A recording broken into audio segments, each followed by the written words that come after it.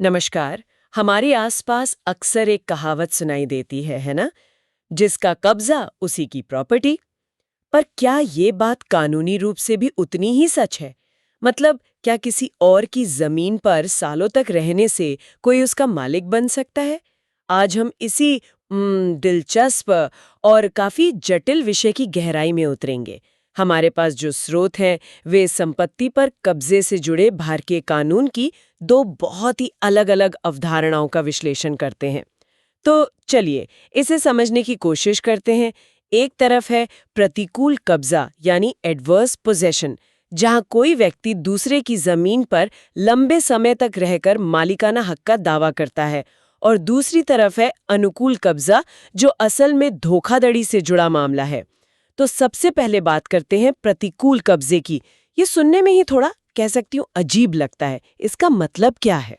देखिए, इसका सीधा सा मतलब ये है कि अगर कोई व्यक्ति किसी दूसरे की निजी संपत्ति पर, मान लीजिए 12 साल से ज्यादा, 12 साल? हाँ 12 साल, या सरकारी संपत्ति पर 30 साल से ज्यादा समय तक बिना किसी रोक टोक के काबिज है, तो वो कानूनी तौर पर उस संपत्ति पर अपने मालिकाना हक का दावा कर सकता है। अच्छा, लेकिन यहाँ सबसे जरूरी बात यह है कि संपत्ति के जो मूल दस्तावेज हैं वो तो अभी असली मालिक के नाम पर ही होते हैं ना? बिल्कुल, कागजात असली मालिक के नाम ही रहते हैं। दावा सिर्फ और सिर्फ लंबे कब्जे के आधार पर होता है। तो सिर्फ इतने सालों तक रहना ही काफी है या कुछ और शर्तें भी हैं? क्योंकि ऐसे तो कोई भी किसी की खाली जमीन पर जाकर बैठ जाएगा। नहीं नहीं, बिल्कुल नहीं। सिर्फ समय ही काफी नहीं है। कानून कुछ बहुत साफ और कह सकते हैं कड़ी शर्तें रखता है, जिन्हें दावेदार को साबित करना पड़ता है। अच्छा, क्या है वो शर्तें? पहली शर्त है वास्तविक कब्जा, मतलब व्यक्ति सच में उस संपत्ति का इस्तेमाल कर रहा हो। इस्तेमाल मतलब? जैसे उस पर रहना, हाँ। हाँ, या तो रहना, या उस पर खेती करना, या मान लीजिए किसी को किराए पर देकर किराया वसूलना। ठीक है। और दूसरी शर्त? दूसरी है खुला और स्पष्ट कब्जा, मतलब ये कब्जा चोरी छिपे नहीं हो सकता, सबको पता होना चाहिए। सबको पता होना चाहिए? ये तो और भी अजीब है। हाँ, इसका मतलब यही है कि आपका कब्जा ऐसा हो जो दुनिया को दिखे, खासकर असली मालिक को या तो पता हो या उसे पता करने की स्थिति में होना चाहिए। ठीक है। फिर आता है निरंतर कब्जा, मतलब कब्जा लगातार होना चाहिए, बीच में छूटा हुआ नहीं। और चौथी शर्त है शांतिपूर्ण कब्जा। एक मिनट, शांतिपूर्ण? पर इस कानून का नाम तो प्रतिकूल कब्जा है, जिसका मतलब होता है शत्रुतापूर्ण। तो ये शांतिपूर्ण और शत्रुतापूर्ण एक साथ कैसे हो सकते हैं? ये बहुत अच्छा सवाल है, और यही इस कानून का सबसे जरूरी पहलू है। शांतिपूर्ण का मतलब है कि कब्जा हिंसा या जोर जबरदस्ती से न किया गया हो। अच्छा, मतलब ताला तोड़कर या मारकर भगाकर नहीं? बिल्कुल। लेकिन प्रतिकूल या शत्रुतापूर्ण का मतलब आपकी नीयत से है। आपका इरादा उस जमीन पर मालिक के हक को नकारते हुए खुद के हक से रहने का होना चाहिए। यानी मालिक की सहमति के बिना? हाँ, उसकी मर्जी के खिलाफ।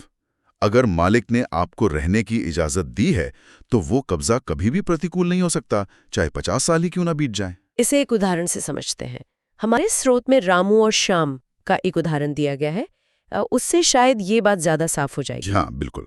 मान लीजिए रामू ने 1980 में श्याम की एक खाली जमीन पर बिना पूछे घर बना लिया। ठीक है। वो वहां 15 साल तक रहा।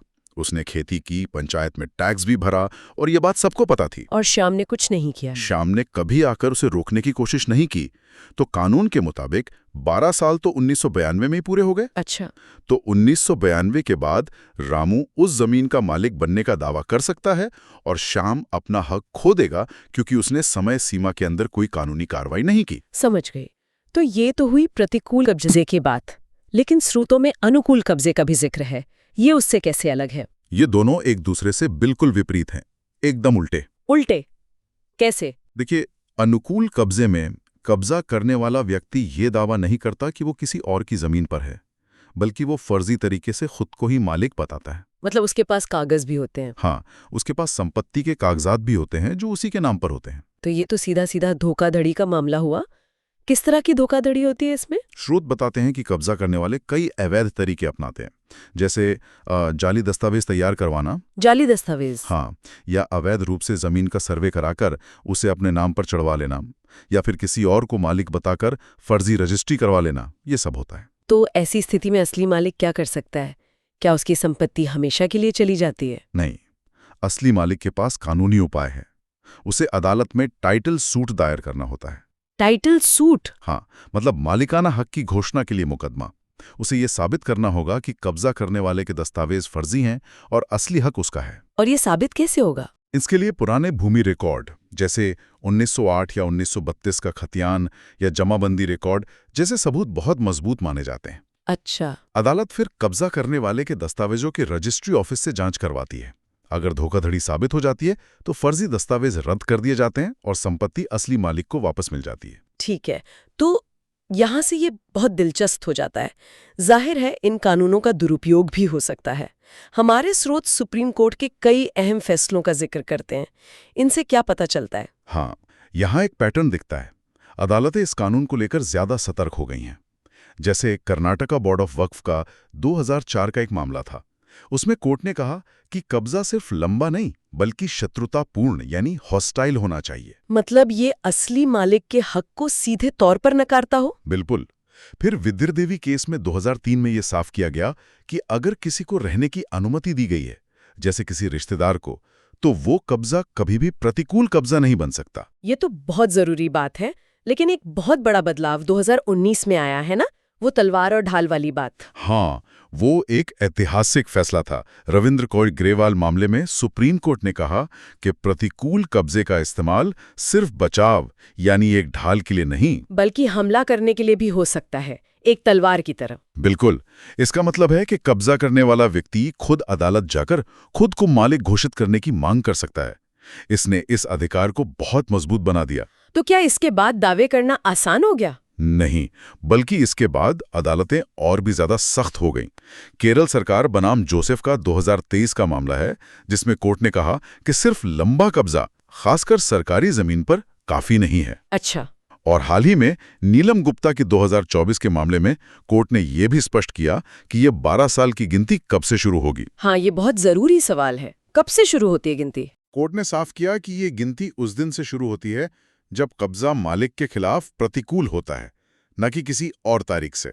मतलब जिस दिन से कब्जा करने वाले का इरादा और व्यवहार मालिक के हक को नकारने का हो जाता है, उस दिन से। बिल्कुल सही। उस दिन से गिनती शुरू होगी, सिर्फ शांति से रहने से नहीं। तो कुल मिलाकर इसका क्या मतलब निकाले हम? मतलब यह है कि सुप्रीम कोर्ट ने 2019 में इस अधिकार को मजबूत जरूर किया, लेकिन इसके दुरुपयोग को रोकने के लिए सबूतों का बोझ बहुत ज्यादा बढ़ा दिया है। तो अब प्रतिकूल कब्जे का दावा करना पहले से कहीं ज्यादा मुश्किल हो गया है? हाँ, बहुत मुश्किल, और बहुत मजबूत प्रमाण चाहिए होते हैं। तो आज की इस चर्चा से ये साफ है कि जिसका कब्जा उसी की प्रॉपर्टी वाली कहावत कानूनी दुनिया में इतनी सीधी नहीं है। प्रतिकूल कब्जा समय पर आधारित एक कानूनी अधिकार है, जबकि अनुकूल कब्जा धोखाधड़ी पर आधारित एक अपराध है। बिल्कुल, और ये कानून एक अजीब सी कश्मकश को दिखाता है। एक तरफ उन लोगों के अधिकारों की रक्षा करना जिन्होंने दशकों तक किसी जमीन को अपना घर माना, और दूसरी तरफ जमीन हड़पने वालों से मूल मालिकों को बचाना। हाँ, यहाँ एक जरूरी सवाल सोचने के लिए उठता है। क्या प्रतिकूल कब्जे जैसा कानून, जो एक अलग समय और समाज के लिए बना था, क्या आज के डिजिटल युग में भी उतना ही प्रासंगिक है, जहां भूमि रिकॉर्ड ज्यादा स्पष्ट हो रहे हैं? ये बहुत अच्छा सवाल है। क्या ये कानून अब भी किसी जरूरी उद्देश्य को पूरा करता है, या ये सुधार का समय है?